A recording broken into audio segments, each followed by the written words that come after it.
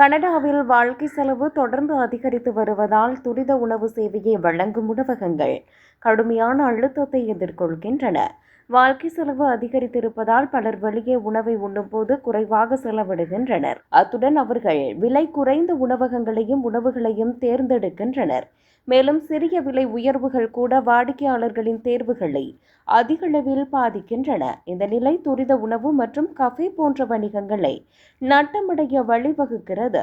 சமீபத்திய அறிக்கை ஒன்றின்படி 81% துரித உணவு வணிகங்கள் குறைந்த லாபத்தை பதிவு செய்துள்ளன.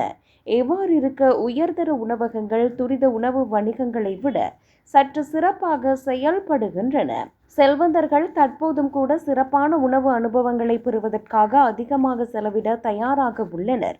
குறைந்த வருமானம் உள்ள வாடிக்கையாளர்கள் மட்டுமே விலை உயர்வால் அதிகம் பாதிக்கப்படுகிறார்கள் என நிபுணர்கள் கூறுகின்றனர்.